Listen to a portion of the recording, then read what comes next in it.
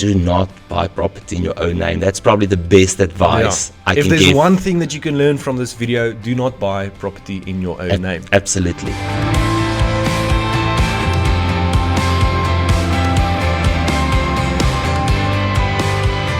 What's up, Louis? It's Guys here. I hope you're doing great.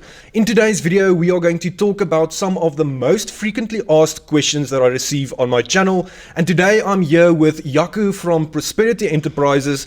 Jaco, thank you for joining us today.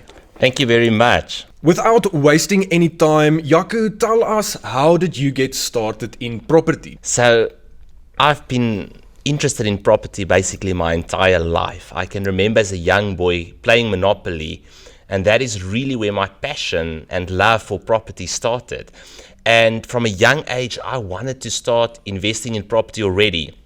I read the book Rich Dad, Poor Dad in school, in high school already at a very young age. And it immediately got me interested in money and in investing and in property. And from that day onwards, I started my education journey to educate myself and to prepare myself to invest in property. After school, I was so excited to take my first job, and the only reason that I wanted to take a job was so that I can earn a salary, so that I can get financing to buy a property. And I bought my first property at the age of 21. The amazing thing about that property is that in that year, I made more money out of that one deal than my entire year's salary. Wow. And that is when I realized property is something that I want to invest in, and property is something that I want to indulge myself in. So that one property actually enabled me to buy my next 3 properties. First property I bought in Bloemfontein. I still lived in Bloemfontein at that time. It's a small town in South Africa, right in the center of the country. And from there I started investing in Johannesburg, even whilst living in Bloemfontein still that time. And I bought properties in Joburg, started building my portfolio. Those 3 properties I bought enabled me again to buy my next properties. And so the journey started. That's very cool, Jaco. I think the cool thing is that you mentioned that you educated yourself when you were really young. Reading the book Rich Dad, Poor Dad is obviously a great start, and many people start with that book. So it's really important to start with the education part, because a lot of people obviously just jump into it without knowing what to look for, and then obviously make a lot of mistakes. But it's quite interesting to hear that you started with education on a young age. Like, how old were you when you read that book? I probably was 14 years old when I read that book. That's quite young. One of the questions that I get asked a lot is whether property is actually still a good investment or not. A lot of people are concerned about investing in property in South Africa. Based on your experience, your portfolio, and what you do you think property is actually still a good investment or not? One of my most viewed YouTube videos on my channel is, does it still make sense to invest in property in South Africa? And I actually talk about the opportunity that we are sitting with right now here in South Africa. Most people think that when there are issues, when there are challenges, you shouldn't be investing. But that is sometimes where you have the greatest opportunity to invest. And that is exactly where we are finding ourselves now in South Africa, is we are finding ourselves in a position or in a place where there are so much opportunity to invest in property. So I honestly see more opportunity here than anywhere else in the world. Absolutely. And there's a lot of foreigners that come to South Africa to actually buy property here because it's more affordable. You get a better bang for your buck. So there's obviously a lot of opportunity. And like you mentioned, usually where there's a lot of problems, there's a lot of opportunity, and opportunity equals money, hopefully. That's right. With that said, Jaco, what are some of the most common risks to avoid as a beginner investor? One of the biggest mistakes that people make is they start investing in property without preparing themselves properly and without investing in themselves first. The most important investment you can make is investing in yourself. So you want to make sure when you start buying property, you know what you are doing. You have to read books. You have to attend seminars. You have to attend webinars. You have to have mentorship, guidance, people that can help you in your journey as a property investor. And one of the most common risks that people make is they think they know everything. And then they start investing in property and they make big mistakes that could have easily been avoided if they just educated themselves first. Another common mistake that people make is they pay too much for property when they buy it. And I always tell my clients that if you want to invest in property, one of the first things that you have to do is you need to make sure that you buy the property at a good price. Because if you pay the right price for a property, it will be a good investment. If you pay too much for the property, it might not be a good investment. So you want to make sure whenever you acquire property, you do it at a price that is lower than the market value for that property. Yeah, so it comes down to education again. I think that's something so important that a lot of people skip because they're like fearing of missing out. They just want to get into the property game and they skip all the educational steps. And at the end of the day, they make a lot of mistakes. I like that you mentioned buying a property at a discount. I think that's one of the easiest ways that you can make money with property from day one is buying it for cheaper than it's actually worth. Adding on to this question, how important would you say it is to pay for a mentor or invest in books or education or whatever form of content it is? Why would someone spend money on educational content instead of just going and jumping straight into an investment deal? The money that you will save by investing and spending on education is significantly more than what you would make if you don't educate yourself. No, absolutely. So you want to make sure that you spend money and that you invest in mentorship, in books, in seminars, in webinars, in every single way to learn as much about property as you possibly can before you start investing. No, I totally agree. And I think there's a lot of free content out there in today's time. Absolutely. That you can educate yourself on, which is great because it makes it easier to kind of get the right information. I think it's an interesting question. Who would you say is like some of your mentors, people that you look up to? Maybe like you mentioned Robert Kiyosaki, some other role models that you look up to or that you like consume information from? One of my favorite people when it comes to investing is Warren Buffett. Okay. And even though Warren Buffett doesn't invest in property, he primarily invests in stocks or in businesses, the same principles can be applied to property. It's about having a long-term view. It's about making sure the numbers make sense. It's about looking for 1 foot bars to step over rather than 7 foot bars to jump over, like Warren Buffett says. And it's about being consistent. It's about setting out a plan for yourself that will be decades long, that you follow to the T to build your property portfolio and to build wealth. No, to kind of find a strategy and stick to it and be resilient at the end of the day. Another mentor that I absolutely love is Dolph DeRoos. He's written the book Real Estate Riches. And I must say that I've learned so much from that book when it comes to financing, refinancing, leveraging, and how to use that responsibly to build your property portfolio. Is Dolph DeRoos South African? No, he's actually not. He grew up in New Zealand, okay, and moved to the USA. Okay. So he does have a surname that sounds quite South African. Okay, now that's interesting. Jaco, and then another thing, a lot of people start off eventually like just buying a property in their own name. I think this is one of the most common mistakes that people make, and it ends up bottlenecking their whole investment portfolio because your average person can maybe buy 1, 2, or maybe even 3 properties if they buy them in their own name. What would you say to someone that's considering buying a property in their own name, and what other entities or structures would you prefer to use instead of buying it in your own name? Do not buy property in your own name. That's probably the best advice I can give. If there's one thing that you can learn from this video, do not buy property in your own name. Absolutely.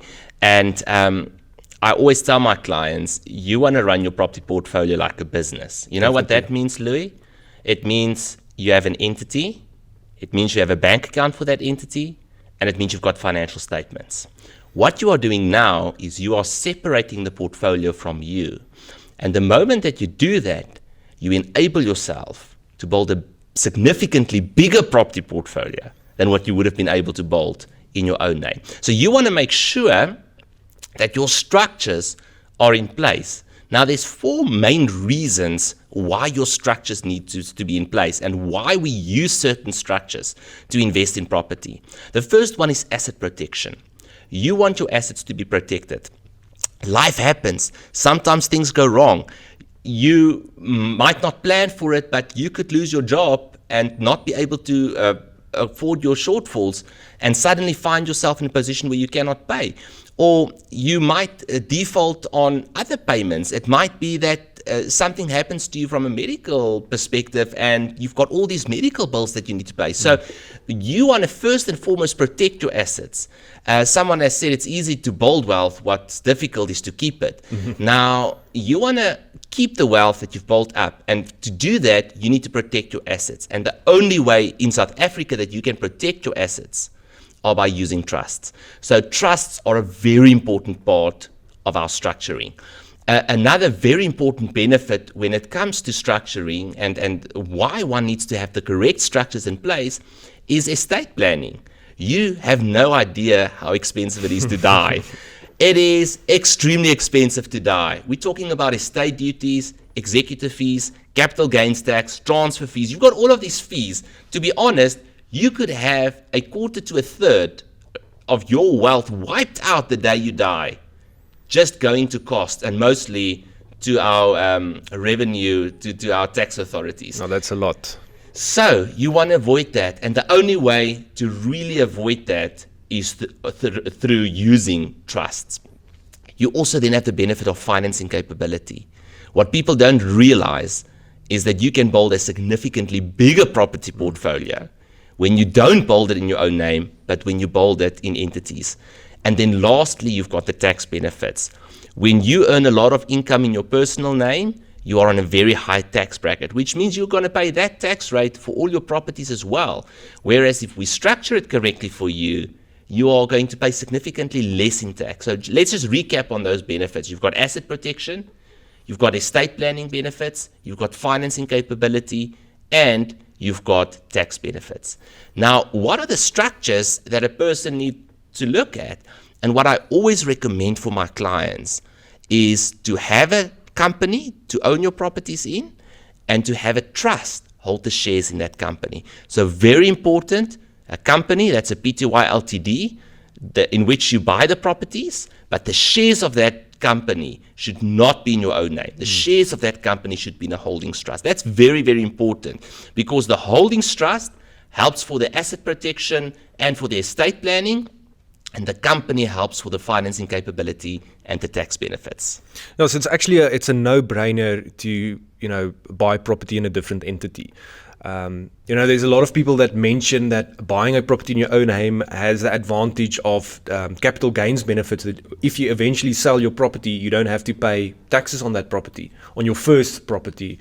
And I always tell people that the only reason you would consider buying a property in your own name is because it's the easiest and the quickest way to do it. And that's basically it. Right. There's no other advantages to buying a property in your own name. I think that's really important. And for those that have watched my channel before know that I recommend Jaco and his company to manage and set up these entities. And of course, there's many people that manage these things, but Jaco is a property investor himself. He has built a massive property portfolio over the years. And it's just better to work with people that has the right experience. Jaco, I'm not sure if you want to explain a bit about your company and what you guys actually specialize in. We are a property education, structuring, and investment company. This means that we teach people how to invest in property. We've got webinars that run monthly. We've got a lot of people that join our webinars every single month. We've got seminars all over the country and even in other parts of the world where we teach people how to invest in property.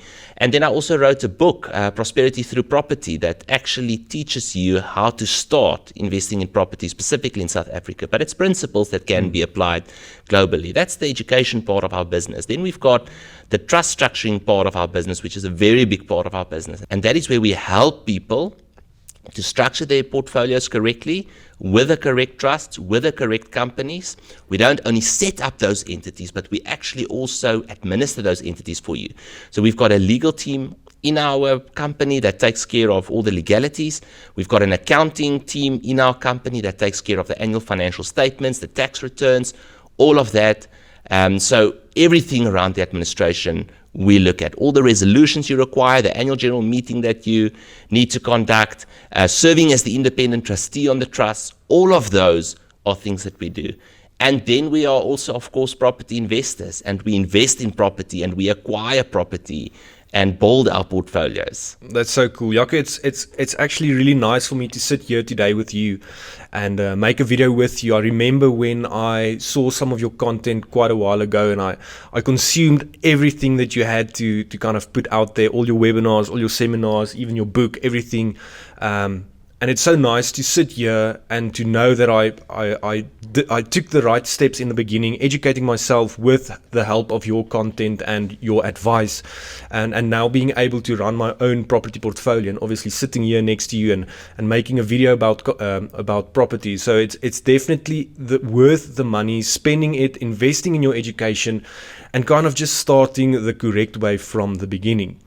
Another question I wanted to ask Jaco is, do you invest in property only, or do you allocate some of your money to other assets as well? Although I don't advise it for my clients, I myself primarily invest in property. And you know why, Louis? Because I'm good at it. Yeah. And I realized that if you are good at something, that's when you make money out of it. Yeah, rinse and repeat. Absolutely, absolutely. So I primarily invest in property, although when I sit with a client, I encourage them to have other investments as well. You need to have savings. It's not a bad idea to have some or other form of retirement product, to invest in your traditional investments as well. But make space in your portfolio for property, because it can create tremendous wealth for you. Absolutely. If you do it correctly. Yeah, what is your opinion about like retirement annuities or pension funds and stuff like that? Obviously, you are not employed by a company, so you don't have that benefit from the company side. What is your opinion about like, traditional government employee pension fund or whatever that might be? I think it's a very good thing to have as a backup. And to have it from a young age. If you start investing in stocks and bonds, well, through a pension product that doesn't charge too much, you always need to look at what the cost is or the fees are.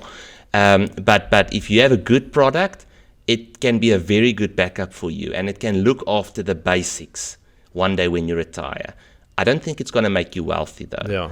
And Definitely. I want to be wealthy. I don't want to survive. Yeah. So that's why I invested in property and build the property portfolio, because there's so much more that I could achieve by doing that. That's very cool. What would you say is a general rule of thumb that you use for your property portfolio?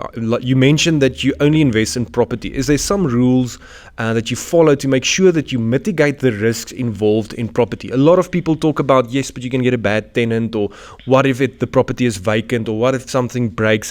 What is a general rule of thumb that you would recommend people apply to their investment portfolios? Know what you want to invest in and what your strategy is. Remember, Louis, in property, you've got two returns. On the one side, you've got your capital appreciation, and on the other side, you've got your net rental yield, or the money that you generate through rental income. You need to know what you are after, because I have a lot of clients that's after capital growth. Yeah. So they invest in specific areas, in specific type of properties, and those properties are appreciating in value. Other properties don't appreciate in value so much, but the cash flow is very good. So my strategy personally is I invest in properties in good areas that has good capital growth possibility, but in the same breath, cash flows from day one. And it took me a long time to find that type of investment.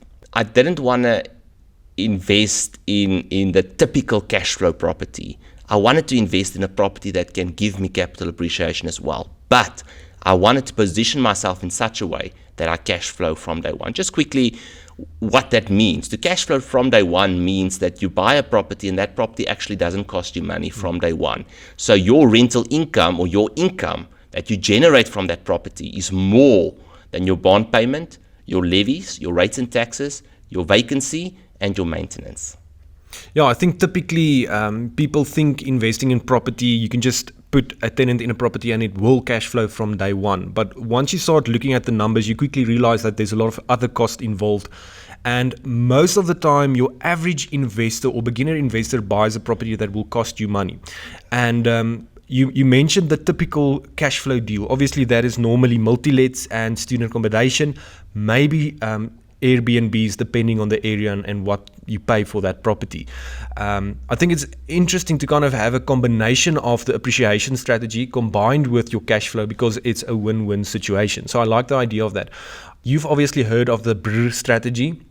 And you talk a lot about refinancing, and I mention it a lot on the channel as well. This is, of course, a strategy that I adapted from you guys. Do you have any tips on refinancing? A lot of people don't really understand what it means to refinance. What is some general tips or advice that you would give around refinancing a property? Let's talk about what refinancing is first. Is you can buy a property, and especially if you buy it below market value, you can go back to the bank in 6 months or a year's time and tell the bank, I've got some equity in this property. This property is actually worth more than what I owe on it. So I would like to access that equity by borrowing more from you. Now, most people say, whoa, you're going in the wrong direction here. I want to pay the property off. Yeah. I don't want to make more debt. Yeah. But that's exactly how you build your property portfolio. You make more debt, you make the equity available, you convert the equity into cash, basically. And that cash, that capital that you've made available, that you've borrowed now, you use to acquire your next investment property, or to cover your shortfalls, or to pay back some of the loans of money that you've pushed in, or most importantly, to just keep there as a cash reserve. So refinancing is key to building a successful property portfolio for me. I want to say, however, with much leverage comes much responsibility. Yeah. So you want to make sure that you are responsible when you refinance and that you keep a healthy cash reserve. I advise my clients 10 to 15% of the market value of their properties they should have in cash at all times. Yeah, I think that's a good rule of thumb to kind of implement, because the easiest ways to mitigate risk is to just always have enough cash, whether it's cash in your savings account or whether it's equity in an access bond. Exactly. You need to have cash flow, which is obviously very important. What would you say, there's a lot of people and it's like divided. Some people consider buying properties cash or paying off a property quickly. Some people think that using debt is the best way to build a property strategy. I know what you like. I obviously know what I like. What would you say if someone asked you this question? The question that I usually ask people is, what do you want? A 10 million rand property portfolio with zero debt, or a 100 million rand property portfolio with 70 million rand of debt? Now, there's no right or wrong answer, actually. It's obvious from a numbers perspective. I mean, a 100 million rand property portfolio with 70 million rand of debt, you've got 30 million rand of net worth or of wealth. But it comes with some sleepless nights, possibly. Comes with debt. It comes with the risk of interest rates. But, I mean, that you can scale significantly faster than a 10 million rand property portfolio with zero debt. Absolutely. So it's really about your risk appetite. It's about where you are at in life. It's about how much risk you are willing to take.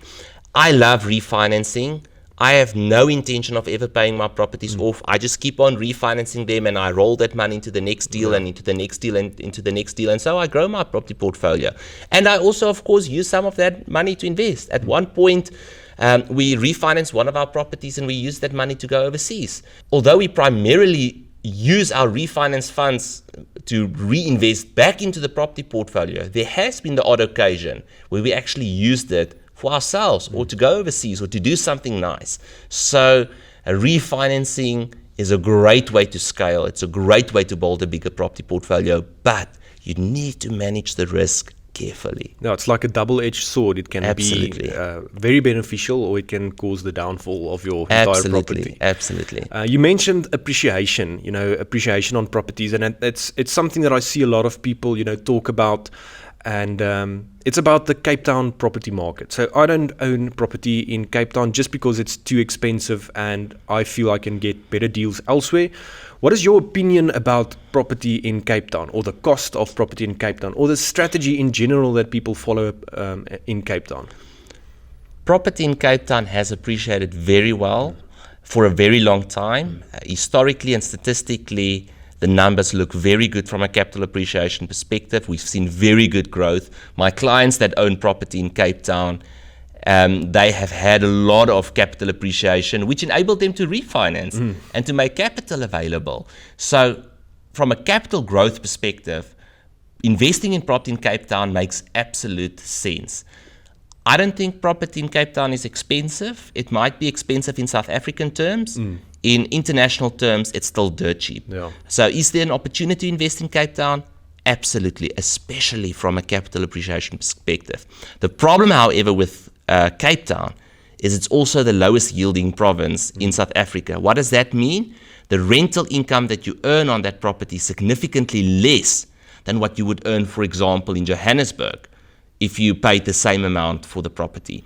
So I always joke and say, if you want to earn 10,000 Rand of rent, you need to buy a R1 million property in Joburg or a R2 million property in Cape Town. No. And it's not quite that severe, but that's basically what it comes down to, is you are going to pay significantly more for a property to generate the same amount of cash flow than what you would in another city. Now, the problem that this poses is the fact that it's very difficult to break even. So now you are sitting with properties that has a shortfall, and I don't like shortfalls. So I much rather invest in a place like Johannesburg, where the yield is much better, where I can earn much more rental income, and where I can cash flow from day one, which is much more difficult to achieve in Cape Town. So I don't particularly like investing in Cape Town, but that doesn't mean that there's not opportunity to invest in Cape Town. One thing that one needs to keep in mind as well, if you have a lot of capital and you don't want to have a portfolio that's that leveraged, an investment in Cape Town can make a lot of sense. Because you are not that leveraged, you can still cash flow on your property from day one. Yeah, it makes a lot of sense. I think something that I tell a lot of people is it doesn't necessarily make sense to buy your first property in Cape Town, especially if you want to benefit in the short term. Like you mentioned, in Joburg, you can get a good rental yield and there's a form of appreciation involved as well. So it's like best of both worlds. With Cape Town, I think it's almost nearly impossible to get a property that even meets the 1% rule or breaks even from day one. And it's interesting because that's where the refinancing comes in as well, because if you bought a property in Cape Town and it appreciates in value, how do you actually get hold of the equity in that property except for actually selling the property? So it's a great way to use your refinancing strategy with a property that appreciates a lot in Cape Town. But again, you need to be able to afford the shortfall on that property on a monthly basis. So I think it's usually you need to be like a more wealthier client or person to buy property in Cape Town, especially if you want to buy one or two properties or starting off with one or two properties. Considering, your average person can afford 600 or 700,000 Rand a property, that's not going to work in Cape Town. But it's an interesting perspective to have, and I think it definitely depends on each and every person as well. For me, there are 4 ways, and you actually spoke about that earlier, on how you can generate cash flow from a property, and that's student accommodation, multi-lets, Airbnb, and low-cost housing.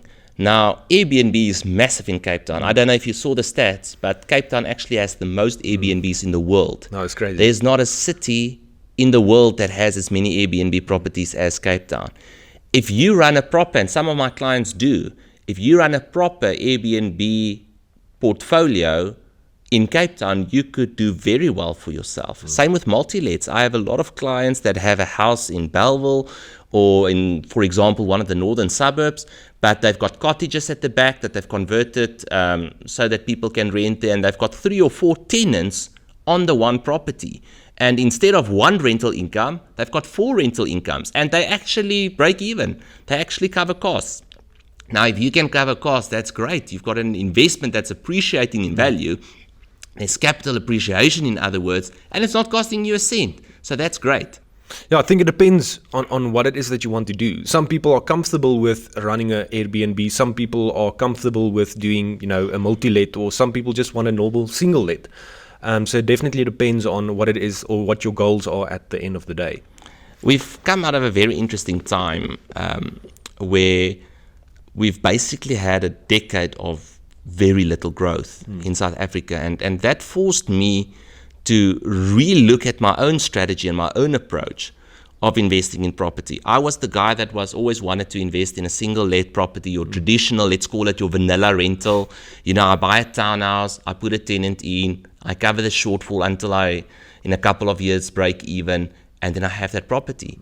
And then 10 years went by, and I still had a shortfall on the property, and I realized that this strategy is not working anymore. So you need to sometimes revisit your strategy and get out of your comfort zone. I never wanted to do multi-lets. Today, my entire property portfolio basically consists out of multi-lets. So I had to step out of my comfort zone and I had to start doing things that I didn't initially think I would like to do or would be good at. And then I actually found out it's much more fun than what I thought. And where I mean, we talk about the 1% rule. The 1% rule is if you have a gross rental yield of 12%, right? 12% a year is 1% a month. But now I make over 20% gross rental yield on my properties. So with a multi-let strategy, I surpassed the 1% rule almost 2 times. So it's a significantly better investment for me. And I realized that I have to step out of my comfort zone. I have to look at different strategies. And especially if you didn't invest in the Western Cape, there's been very little capital appreciation in the rest of the country. So if you wanted to do well in property, you needed to cash flow. You needed to make money out of the cash flow from the property. Otherwise, you would have lost money in property. So it's important to be aware of that. Now, things can look different the next 10 years, and I believe it will. I believe we are entering a season where we are going to see more capital appreciation. It simply has to, Louis. I mean, if you look at the input costs of property, we're talking about raw materials like cement and bricks and steel. How much has prices of bricks and steel and cement gone up in the last 10 years? It's astronomical. Same with labor, same with land prices. So the input costs of property have gone up significantly. Definitely. Which means that property prices has to go up as well. So if it hasn't gone up, somewhere there needs to be a correction. Property prices in South Africa is some of the cheapest properties in the world, Louis. Yeah. There's nowhere in the world where you can buy property for as cheap as you can in South Africa. Not in Harare, not in Maputo, not in Lusaka, not in Lagos, not in Nairobi, and certainly not in other continents. Yeah, I think that's why we're still in South Africa, I guess. It's interesting you mentioned, changing your strategy, and that's something that I like. It's a principle called constant and never-ending improvement. Yes. Reevaluating your strategy. I mean, a lot of people are stubborn and never want to change the way they think. And I think with property specifically, you need to be flexible and change your strategy. And I'm assuming you are still learning, even though you are a massive investor. Every day. You're still learning. And I think having that mentality is going to help you to succeed in property. Jaco, would you say that it makes sense to pay off your properties quicker? I think this forms part of people that has shortfall properties and they quickly realize that this property is actually costing them a lot of money. In your opinion, does it make sense to actually pay off a property quicker? When you are older, maybe. But like I say, for me, it's not black or white. It's not about having paid off properties or having 100% financed properties. It's about the leverage ratio that you are comfortable with. When you start out, you're most probably going to start with a 90 or 100% leverage ratio, which means the majority of your property is going to be debt. But as you grow and as your portfolio grows, you could get to a place where you say, you know what, I want to get my leverage down to 70% now. And at a 70% or a 60% leverage ratio, you would easily break even on even traditional properties. Yeah. So you would be at a good place then. For me to pay the properties off further than that, personally, doesn't make sense. However, like I said, I have clients and they have different risk appetites, and for some of them, they want to have their properties fully paid off. And there's nothing wrong with that. One of the disadvantages, of course, is tax. You're going to pay significantly more tax if your property portfolio is paid off because you don't have that interest component that you can deduct from your income. But there's nothing wrong with paying a property off. It's just a more conservative approach to investing in property. Myself, I want to expand. I want to build my property portfolio bigger. I want to add thousands of properties to my portfolio. And in order to do that, you need to be comfortable with leverage. The important thing is to run at the right leverage ratios, not to leverage too high. And like I said, especially from a cash flow perspective, not to be cash flow negative. That's very important because if you are cash flow negative and something goes wrong, you can find yourself in very big trouble. You might subsidize your shortfall with your salary. What if you lose your job and you don't have a salary anymore? Now you start defaulting on your payments with your property. So in order to avoid that, I would say it makes sense to get your property to a level or to a ratio where you don't have to pay in monthly. That's very important. What would you say is a good ratio? If you had to say like 60 or 70, would you say? I think it depends on where you are. Like I say, when you start, you could be very close to 100%. I think when you are reaching retirement age, if you could be on a 50% ratio, that's ideal.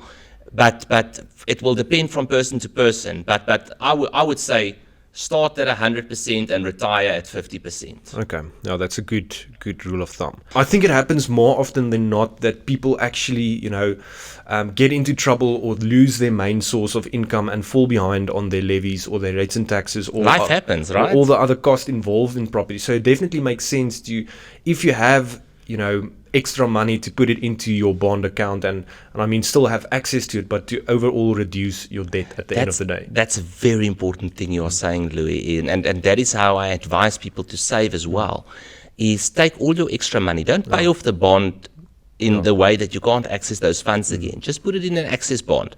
Put all your additional cash in an access bond. It reduces the interest.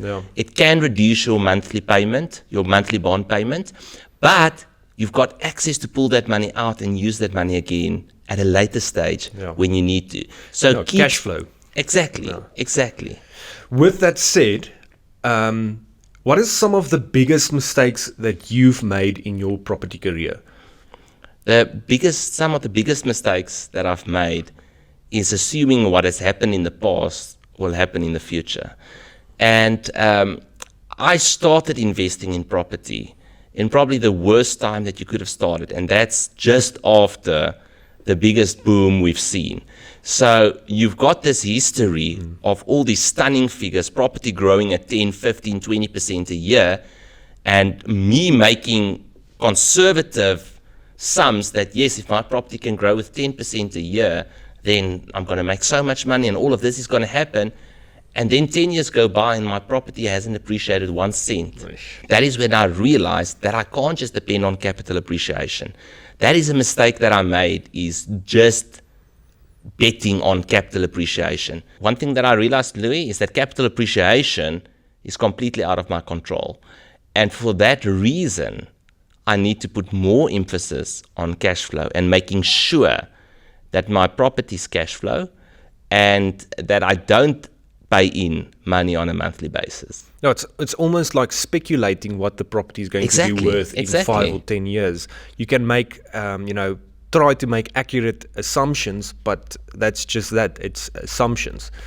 And the matter of the fact is that properties is and I often say this at our seminars as well, property is probably going to appreciate in value. Yeah, probably. And if you take the last 50 years and you take any 20 consecutive years, there is a 10% year-on-year growth average. So capital appreciation is part of the equation, but don't be dependent on it. Don't speculate on it.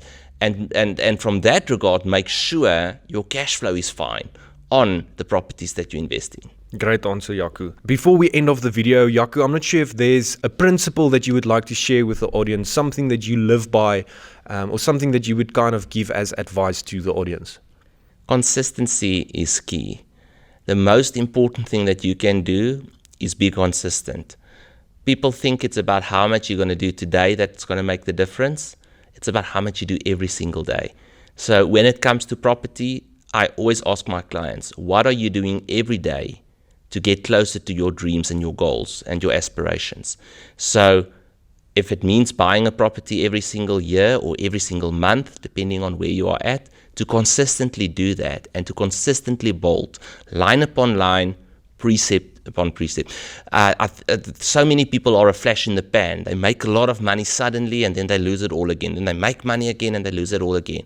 For me, it's about that consistently bolting one brick at a time and continuously keeping your eye on the ball, making sure that you follow a plan that works and sticking to it, whilst also being adaptable enough to adapt as is necessary when changes to the economy or changes to the political environment or whatever the case may be, as these changes come. Thank you, Jaco. I think that's a really good tip. I I think to end off the video, if you guys haven't already checked out Jaco's channel, he has his own YouTube channel, so definitely go and subscribe. Check out the videos that he has to offer. He shares a lot of knowledge on that channel. He also wrote a book called Prosperity Through Property. I bought the book. I loved it. I recommend it to everyone starting out in property. You can order the book online, right? That's right. There's a website. We'll link all the details in the description. And thank you guys so much for watching, and we'll see you in the next one.